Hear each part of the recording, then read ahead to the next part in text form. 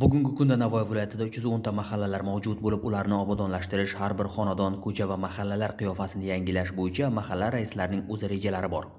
Oliy Majlis huzuridagi nodavlat notijorat tashkilotlari va fuqarolik jamiyatining boshqa institutlarini qo'llab-quvvatlash jamoat fondi tomonidan e'lon qilib borilayotgan davlat grantlari Navoiydagi mahallalarga ham fayz kiritib, yillar davomida to'planib qolgan muammolarni hal etishga xizmat qilyapti.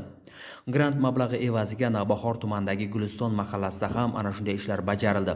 Loyihaning maqsadi tungi yoritish chiroqlari va kuzatuv kameralari o'rnatishdan iborat. Ushbu mahallada parallel ravishda yana bir grant loyihasi amalga oshirildi. Uning maqsadi esa mehnat migratsiyasidan qaytgan fuqarolarni asalarichilikka o'rgatish orqali daromad topishiga ko'maklashishdan iborat bo'lib, loyiha doirasida 5 nafar fuqaroning bandligi ta'minlandi.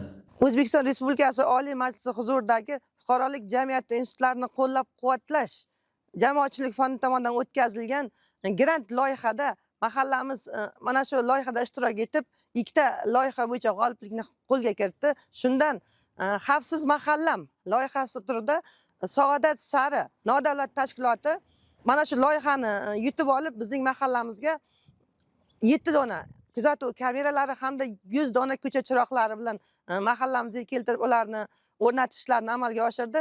Bu o'z o'rnida albatta mahallamizda jinoyatchilikni oldini olishga, fuqarolarimizni xavfsizligini ta'minlashga juda ham katta imkoniyatlar yaratib beryapti.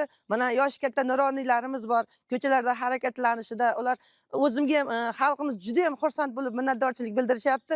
Chunki hattoki fuqarolarimiz aytayaptiki, mana kechqurunlari biza mana Navbahor tumanining bir chekka mahallamiz, turli xil mana yovvoyi hayvonlar bo'lishi mumkin. Kechqurunlari ko'chada yurishga qo'rqardik. Hozir mana bemalol ko'chalarimiz yorug', hamma xursand. Bundan tashqari yangi O'zbekistonda yangi tadbirkorlik loyihasi bo'yicha migratsiyadan qaytgan fuqarolarimizning bandligini ta'minlash bo'yicha asalarichilik loyihasida qatnashib g'oliblikni qo'lga kiritdik. Bu o'z o'rnida mana shu mahallamizning ijtimoiy infratuzilmasini yaxshilashga xizmat qiladi. Xalqimiz bundan juda ham xursand, yuqori kayfiyatda. Navbahor tumanidagi Qiziltepa mahallasi ham tumandagi chekka mahallalardan biri bo'lib, unda ham aynan ko'chalarni yoritish bo'yicha muammolar bor edi. Davlat grant asosida mazkur mahallaga ko'cha chiroqlari hamda jinoyatchilik va huquqbuzarliklarni oldini olish maqsadida kuzatuv kameralari o'rnatildi.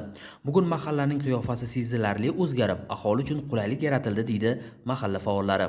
Qiziltepa mahallasida obodonlashtirish ishlari juda yuqori olib borilmoqda.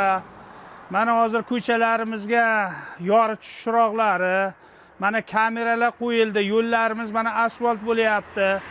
Oldagi vaqtlardan ko'ra hozirgi vaqtlarda juda qulayliklar, yengilliklar, yorug'liklar odamlarga mana shu yengilliklar juda yaxshi bo'lyapti. Biza minnatdormiz. Ko'cha chiroqlari oldida yo'q edi. Mana hozir kabelni sistema bo'lib istalbalar tortilib, yangi istalbalar qo'yildi.